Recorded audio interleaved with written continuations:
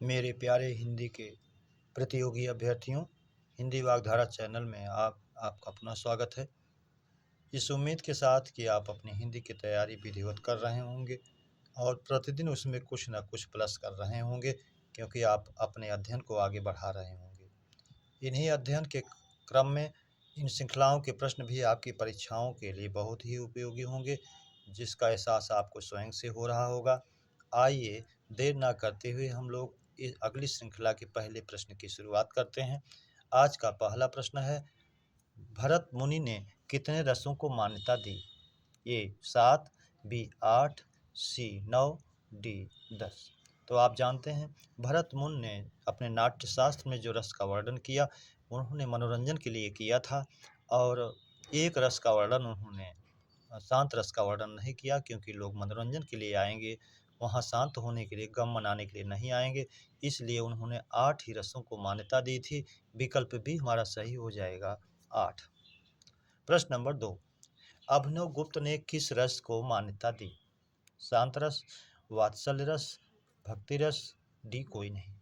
तो भक्ति रस को रूप गोस्वामी जी ने दिया, वात्सल्य रस को विश्वनाथ ने दिया, और शांत रस को मान्यता अभिनव गुप्त जी ने दिया। इसलिए विकल्प ए हमारा सही हो जाएगा, शांत रस। प्रश्न नंबर 3, भक्ति रस को मान्यता दी, अभिनव गुप्त, विश्वनाथ, रूप गोस्वामी, भरत मुनि। तो आपने अभी देखा, भरत मुनि ने 8 रसों को मान्यता दी, रूप गोस्वामी ने 11वें रस भक्ति रस को मान्यता दी। इसलिए विकल्प सी सही हो जाएगा। अभिनव गुप्त ने 9वें रस शांत रस को मान्यता दी, विश्वनाथ जी ने 10वें रस वात्सल्य रस को मान्यता दी। प्रश्न नंबर 4, कौन सा रस उज्ज्वल रस एवं मधुर भाव प्रधान रस है? उज्ज्वल रस एवं मधुर प्रधान रस है। ए श्रृंगार, बी भक्ति, सी वात्सल्य, डी करुण। तो श्रृंगार, भक्ति, वात्सल्य, करुण। श्रृंगार, जब भरत मुनि के रस ही प्रधान थे, 8 ही थे, तो श्रृंगार की मान्यता थी। बाद में अभिनव गुप्त ने जब भक्ति रस को माना, तो भक्ति रस को भी उज्ज्वल एवं मधुर भाव प्रधान माना, तो श्रृंगार को पहले माना गया था। उत्तरोत्तर मुनि नाम प्रमाणम, बाद के आचार्यों की, मुनियों की कही हुई बातें ज़्यादा प्रमाणित मानी जाती हैं। अगर भक्ति रस ना होता तो हम श्रृंगार को मानते, क्योंकि बाद के मान्यता भक्ति को भी मिली, इसलिए हम बाद वाले को अधिक मान्यता प्रदान करेंगे। विकल्प भी हमारा सही हो जाएगा, भक्ति। और अगर भक्ति रस ना होता तो हम श्रृंगार को ही मानते। कुछ लोग इधर ही आ रहे हैं, रेखांकित अंश में विशेषण है। निश्चित संख्यावाचक, बी अनिश्चित संख्यावाचक, सी सार्वनामिक, डी गुणवाचक। तो कुछ लोग इधर ही आ रहे हैं, ये संख्या निश्चित नहीं है, इसलिए अनिश्चित संख्यावाचक होगा। विकल्प बी हमारा सही हो जाएगा, अनिश्चित संख्यावाचक, क्योंकि संख्या निश्चित नहीं है। प्रश्न नंबर 6, निम्नलिखित में विशेष पद है, अपमानित नहीं, ये विशेषण है। अपमान में इत प्रत्यय लगा है, अपमानित बन गया, विशेषण बन गया। अग्नि, ये विशेष्य है, अग्नि का विशेषण बनाने के लिए ये प्रत्यय लगाएंगे, बनेगा आग्नेय, इसलिए ये विशेषण नहीं, विशेष्य है। अनुराग, अनुरागी, अनुराग में ई प्रत्यय लगा के विशेषण बनाया गया। 5वें प्रत्यय लगा के 5वां बनाया गया विशेषण, जो क्रमवाचक, संख्यावाचक में क्रमवाचक विशेषण एक भेद बन जाता है। इसलिए जो है ये तीनों विशेषण है, विकल्प बी विशेष्य है। प्रश्न नंबर 7, विस्मयादि बोधक अव्यय कौन सा है? यहाँ वहाँ, ये नहीं है। जहाँ जहाँ, ये भी नहीं है। जहाँ वहाँ, ये भी नहीं है। धन्य धन्य, वाह वाह, इस तरह से दिए रहे तो ये विस्मयादि बोधक अव्यय होते हैं। विकल्प सी हमारा सही हो जाएगा। प्रश्न नंबर 8, राम हमेशा घूमने जाता है, इस काल में हमेशा है कर्म, क्रिया विशेषण, विशेषण, यहाँ वहाँ। तो हमेशा जो है ये काल को दर्शा रहा है, इसलिए क्रिया विशेषण में कालवाचक क्रिया विशेषण है, कालवाचक नहीं दिया है, तो उसका मूल रूप क्रिया विशेषण दिया है, इसलिए क्रिया विशेषण होगा। विकल्प बी हमारा सही हो जाएगा। प्रश्न नंबर 9, ज्यों ही वह घर से निकला वर्षा होने लगी, कैसा वाक्य है? सरल वाक्य, संयुक्त वाक्य, मिश्र वाक्य, डी सभी।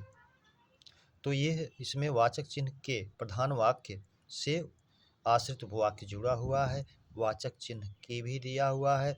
आप जानते हैं कि, क्यों कि, ताकि, जैसा कि, जो सो, जितना उतना, जैसा वैसा, जब तब, जहाँ वहाँ, इधर जिधर उधर, अगर, यदि तो, यद्यप, तथापि, ज्यों ही, त्यों ही, जब तक, जहाँ तक, ऐसे वाचक चिन्ह जहाँ भी आपको मिलें आप उनको मिश्र वाक्य में ले जाएं। तो यहाँ पर की मिल रहा है, इसलिए जो है हमारा विकल्प सी सही हो जाएगा, मिश्र वाक्य। प्रश्न नंबर 11, आपने बुलाया होता तो अवश्य आते, अर्थ के आधार पर वाक्य भेद है। इच्छावाचक, आज्ञावाचक, संकेतवाचक, विधिवाचक। यहाँ संकेत की बात की गई है। यदि आपने बुलाया होता तो मैं आता, यदि वर्षा हुई होती तो फसल अच्छी होती। संकेत किया जा रहा है, कंडीशनल है वाक्य, और ऐसे कंडीशनल वाक्य आपके हिंदी व्याकरण में 3 ही जगह पाए जाते हैं, या तो हेतु हेतु मधुभूत में, या तो हेतु हेतु मध्य भविष्य में, या अर्थ के आधार पर संकेत वाचक वाक्यों में। तो यहाँ संकेत अर्थ के आधार पर पूछा है, संकेत वाचक होगा, इसलिए हमारा सही हो जाएगा विकल्प सी। प्रश्न नंबर 12, जो छिप कर टोह लेता हो, वाक्यांश का एक शब्द है। चोर, बी गुप्तचर, सी टोहक, डी कोई नहीं। तो जो छिप कर टोह लेता है वो गुप्तचर होता है, इसलिए विकल्प भी हमारा सही हो जाएगा। प्रश्न नंबर 13, आंखों का तारा मुहावरे का अर्थ है। कुछ पूरा तो कहना चाहिए इसको आंखों का तारा होना, लेकिन परीक्षा में इतना ही आपके किसी पूछा था आंखों का तारा। विकल्प ए कष्टदायक, बी आंखों की चमक, सी बहुत प्रिय, डी पुतली। तो आंखों का तारा होना, बहुत प्रिय होना, विकल्प सी हमारा सही हो जाएगा। प्रश्न नंबर 14, चक्रपाणि में समास है। तत्पुरुष, बी कर्मधारय, सी बहुव्रीहि, डी द्वंद्व। चक्रपाणि, चक्र है पाणी में जिससे, चक्र है हाथ में जिसके। बहुव्रीहि समास भगवान विष्णु के लिए कहा जाता है, विकल्प सी हमारा सही हो जाएगा, बहुव्रीहि। प्रश्न नंबर 15, सिर उठाना मुहावरे का अर्थ है। ए ऊपर देखना, विरोध करना, सी सुलझाना, डी उलझाना। सिर उठाना अर्थात विरोध करना इस मुहावरे का अर्थ होगा, इसलिए विकल्प ए हमारा सही हो जाएगा। प्रश्न नंबर 16, आलोचना का पर्याय नहीं है। संप्रभुता, आत्मनिर्भरता, स्वतंत्रता, स्वच्छंदता। तो संप्रभुता है नहीं, अपने पर निर्भरता, आत्मनिर्भरता है नहीं, स्वतंत्रता, स्वेच्छाचारी होना ये भी नहीं है, स्वाधीनता जो स्वतंत्रता का पर्याय है, आज़ादी का पर्याय है, इसलिए विकल्प सी हमारा सही हो जाएगा, स्वतंत्रता।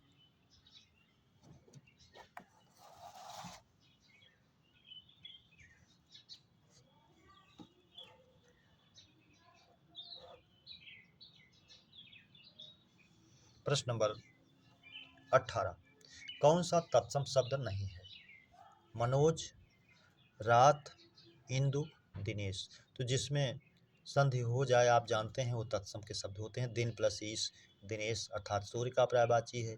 इंदु ये चंद्रमा का पर्यायवाची है ही है। मनोज, मनः प्लस ज, मन से उत्पन्न होने वाला, मनोज कामदेव का पर्यायवाची है। और मनोज का एक अर्थ सुंदर भी होता है, अनेकार्थी भी है। और रात जो है ये तत्सम नहीं है, ये तद्भव है, जिसका तत्सम होता है रात्रि, विकल्प भी हमारा सही हो जाएगा।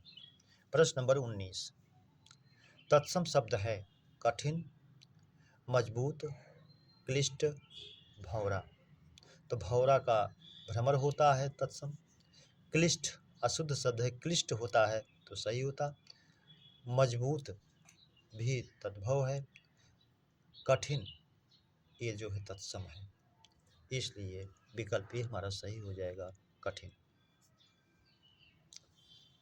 प्रश्न नंबर 20, एक तद्भव शब्द है। आतुर, अतिथि, स्वस्थ, रात। तो आतुर, अतिथि, स्वस्थ ये हमारे तत्सम शब्द हैं और रात जो है हमारा तत्सम है जिसका तद्भव है जिसका तत्सम रात्रि होता है। और इसमें पूछ रहा है तद्भव शब्द कौन है, तो रात ही है। प्रश्न नंबर 21, तद्भव शब्द है सूखा, भक्त, अर्धपंच, अर्धतेतरीय। अर्धतेतरीय ये तत्सम है और ढाई का तत्सम है, ढाई इसका तद्भव है। अर्धपंच ये 4.5 का तत्सम है। भक्त भगत का तत्सम है और आप जानते हैं ये एक ऐसा तत्सम है जो 3 शब्द तद्भव लिए रहता है। भात का भी भक्त होता है, भगत का भी भक्त होता है और भत्ता का भी भक्त होता है। तो ये भक्त शब्द अपना 3 तद्भव अपने में समाहित रहता है। जिसके तत्सम के रूप में पूछे आप उसको उसी रूप में जानें। सूखा जो है ये तद्भव है जिसका तत्सम शुष्क होता है, इसलिए तद्भव रूप है, तद्भव शब्द है विकल्प ए सूखा। प्रश्न नंबर 22, पद दलित में समास है। पद दलित पद से हटाया हुआ। ए तत्पुरुष, बी कर्मधारय, सी बहुव्रीहि, डी द्वंद्व। तो ये करण तत्पुरुष है। पद दलित पद से दलित और तत्पुरुष का एक भेद है करण कारक, करण तत्पुरुष, इसलिए विकल्प ए हमारा सही हो जाएगा, करण तत्पुरुष अर्थात तत्पुरुष। प्रश्न नंबर 23, गिरधर में समास है तत्पुरुष, कर्मधारय, द्वंद्व, बहुव्रीहि। गिरधर गिर को धारण करने वाले अर्थात तीसरी ओर प्रधानता जा रही, तीसरा अर्थ निकल रहा है, इसलिए बहुव्रीहि समास होगा, विकल्प डी हमारा सही हो जाएगा। प्रश्न नंबर 24, कामता प्रसाद गुरु के अनुसार विशेषण के भेद हैं। ए 3, बी 4, सी 5, डी 6। तो कामता प्रसाद गुरु के अनुसार जब नाम देकर व्यक्तिगत पूछे तो ऐसी दशा में आप 3 ही मानेंगे, क्योंकि इन्होंने परिमाणवाचक को मुख्य भेद नहीं माना, परिमाणवाचक को संख्यावाचक विशेषण के अंतर्गत माना, इसलिए 3 ही माना। प्रश्न नंबर 25, दौड़ में संज्ञा है व्यक्तिवाचक, जातिवाचक, भाववाचक, द्रव्यवाचक। दौड़ में दौड़ने का भाव है, इसलिए भाववाचक संज्ञा होगी, विकल्प सी हमारा सही हो जाएगा, भाववाचक। प्रश्न नंबर 26, परिवार में संज्ञा है। ए व्यक्तिवाचक, बी जातिवाचक, सी समूहवाचक, डी भाववाचक। तो परिवार में संज्ञा जो है ये समूह का सूचक है, परिवार के सदस्य होंगे, सब मिले हुए हैं, समूह के रूप में है, इसलिए विकल्प सी हमारा सही हो जाएगा, समूहवाचक। प्रश्न नंबर 27, इला का अनेकार्थी है पार्वती, पृथ्वी, सरस्वती, सभी। तो इला का अनेकार्थी पार्वती भी होता है, सरस्वती भी होता है, पृथ्वी भी होता है, इसलिए विकल्प डी हमारा सही हो जाएगा, सभी। अगला प्रश्न है कीलाल का अनेकार्थी है। ए जल, बी रक्त, सी मधु, डी सभी। तो कीलाल का 3 अर्थ होता है, जल भी होता है, रक्त भी होता है, मधु भी होता है, इसलिए विकल्प डी सही हो जाएगा। इसी में आप इसका अनेकार्थी भी बना लेते हैं। कीलाल में अगर पा जोड़ दिया तो कीलाल को पीने वाला राक्षस हो गया रक्त के पक्ष में। जल में जोड़ दिया, जा आपने कीलालच कह दिया तो कमल का पर्यायवाची हो गया। और अगर आपने कह दिया कीलालप मधु के पक्ष में, मधु का पान करने वाला, तब भ्रमर हो जाता है। प्रश्न नंबर 29, श्वेतांबरा का पर्याय है। श्वेतांबरा सफ़ेद वस्त्र को पहनने वाली अर्थात माँ सरस्वती के लिए, ज्ञान की अधिष्ठात्री देवी माँ सरस्वती के लिए प्रयुक्त होता है। वाकीसा वाणी की देवी यह भी है सरस्वती का। बीड़ा पाणी, बीड़ा को हाथ में धारण करने वाली माँ सरस्वती यह भी है। सी सरस्वती हई है, इसलिए डी सभी सही हो जाएगा, विकल्प डी। प्रश्न नंबर 30, नौकर सामान लाता होगा में काल है। सामान्य वर्तमान, संदिग्ध वर्तमान, संभाव्य वर्तमान, पूर्ण वर्तमान। तो ये कार्य वर्तमान काल में संभावना व्यक्त की जा रही है, एक लाता होगा, संभाव्य वर्तमान काल, इसलिए विकल्प सी सही हो जाएगा। अगर ये सामान्य वर्तमान में होता तो होता नौकर सामान लाता है। अगर संदिग्ध वर्तमान में होता तो नौकर जो है लाया हो, सॉरी ध्यान दीजिएगा, ये वो अशुद्धि हुई थोड़ी, इसको सुधार लीजिए। नौकर सामान लाता होगा, इसके चारों रूपों पर चर्चा कर लीजिए जिससे कंफ्यूज ना हो। ये थोड़ा कंफ्यूजनेबल हो गया। पहला है नौकर सामान लाता होगा, ये संभाव्य वर्तमान संदिग्ध वर्तमान कह रहा है। वाक्य के अंत में ता होगा, ती होगी, ते होंगे आए तो संदिग्ध वर्तमान होगा, विकल्प भी सही हो जाएगा। अगर ये होता कि नौकर सामान लाता है तो सामान्य वर्तमान होता। अगर ये होता कि नौकर सामान लाया हो तब संभाव्य वर्तमान होता, और पूर्ण वर्तमान तब होता कि नौकर सामान लाया है। आप जानते रहिए तो आपकी गलती नहीं होगी। सामान्य वर्तमान नौकर सामान लाता है, पूर्ण वर्तमान नौकर सामान लाया है, संभाव्य वर्तमान वाक्य के अंत में जब हो शब्द आए, नौकर सामान लाया हो, और जब संदिग्ध वर्तमान होता है वाक्य के अंत में ता होगा, ती होगी, ते होंगे, और ये वर्तमान में कार्य के होने में संदेह रहता है, कार्य ला रहा है कि नहीं संदेह है, इसलिए संदिग्ध वर्तमान में जाएगा। प्रश्न नंबर 31, यदि तुम मेहनत करोगे तो अवश्य सफल होगे में काल है। हेतु हेतु मद भविष्य, हेतु हेतु मद भूत, सामान्य भूत, पूर्ण भूत। अब यहाँ भविष्य में की बात हो रही है कि यदि तुम मेहनत करोगे तो अवश्य सफल होगे। वाक्य कंडीशनल है। यदि भूत में होता तो हेतु हेतु मद भूत होता, कि यदि तुम मेहनत किए होते तो अवश्य सफल होते, तो भूतकाल की बात हो जाती। अब भविष्य की बात हो रही, यदि तुम मेहनत करोगे आने वाले समय में तो अवश्य सफल होगे। वाक्य कंडीशनल दोनों में होता है, लेकिन उसके मूल भाव में अंतर होता है, इसलिए विकल्प ए सही हो जाएगा। अभी आपको बताया गया कि कंडीशनल सेंटेंस 3 जगह पाए जाते हैं, हेतु हेतु मत भविष्य, हेतु हेतु मत भूत, और या तो संकेतवाचक जो अर्थ के आधार पर वाक्य का भेद होता है। इसको आप जानते रहिए। प्रश्न नंबर 32, अवतरण चिन्ह है। पहला दिया गया, तो बी दिया गया, सी दोनों, डी जो है ये विस्मयाद बोधक का है। तो अवतरण चिन्ह, इसी को उद्धरण चिन्ह भी कहते हैं। एकल उद्धरण और द्वितीय उद्धरण दो रूप में पाया जाता है। तो एकल उद्धरण जो है जब एक इधर से एक इधर से कर देते हैं, जैसे कहते हैं कामायनी जयशंकर प्रसाद की प्रसिद्ध रचना है, तो कामायनी को इसके अंदर कर देते हैं। और किसी का कथन होता है तो दोहरा उद्धरण होता है, जैसे नेता सुभाष चंद्र बोस ने कहा था।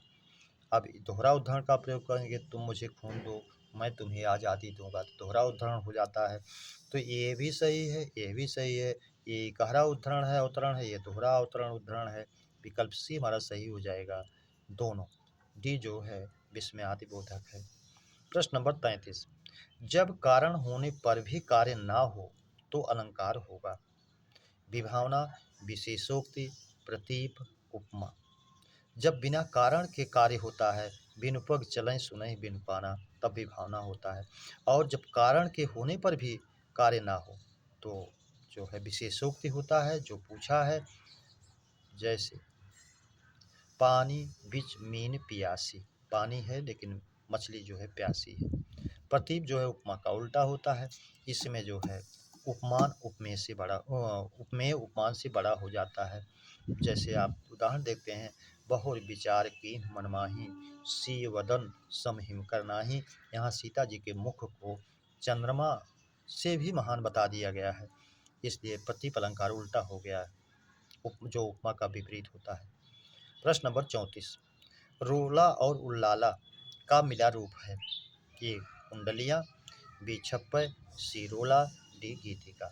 तो जब दोहा और रोला मिलते हैं तो कुंडलियाँ बनता है, और जब रोला और उल्लाला मिलते हैं तो छप्पय बनता है, इसलिए विकल्प भी हमारा सही हो जाएगा। प्रश्न नंबर 35, कुल कूल समश्रुत भिन्नार्थक शब्द का अर्थ है। वंश, किनारा, वंश, ठंडा, सब, कुछ, कोई नहीं। तो कुल माने वंश और कूल माने किनारा। ये अंग्रेजी का शब्द कूल नहीं है कि वंश और ठंडा कर दें, इसलिए विकल्प ये ही हमारा सही हो जाएगा, वंश और किनारा। प्रश्न नंबर 36, सागर सागर समश्रुत भिन्नार्थक शब्द का अर्थ है। समुद्र, सुराही, समुद्र, संपूर्ण, पूरा, अधूरा, कोई नहीं। तो सागर का एक अर्थ समुद्र होता है और सागर का दूसरा अर्थ सुराही होता है, इसलिए विकल्प ए हमारा सही हो जाएगा। प्रश्न नंबर 37, अधूरा का तत्सम है। अर्ध बी अर्धपूरक, सी आर्ध, डी सभी। तो अधूरा का अर्धपूरक होता है, इसलिए विकल्प बी हमारा सही हो जाएगा। प्रश्न नंबर 38। तारकेश पर्याय है। ए इंदु का, बी सुधाकर का, सी विधु का, डी सभी का। तारक इस तारकेश, तारक प्लस इस तारकेश चंद्रमा का पर्यायवाची है। तो इंदु भी चंद्रमा का है, सुधाकर भी है, विधु भी है, इसलिए विकल्प डी हमारा सही हो जाएगा सभी। मेरे प्यारे बच्चों, इस श्रृंखला के प्रश्नों की चर्चा हम लोगों ने विधिवत किया। अगर इस श्रृंखला के प्रश्न आपको बेहतर लगे हों तो मित्रों को सब्सक्राइब, लाइक और शेयर अवश्य करें। यही उम्मीद और अपेक्षा आपसे है। अगली श्रृंखला के मिलने तक आप सभी को हृदय से धन्यवाद। जय हिंद।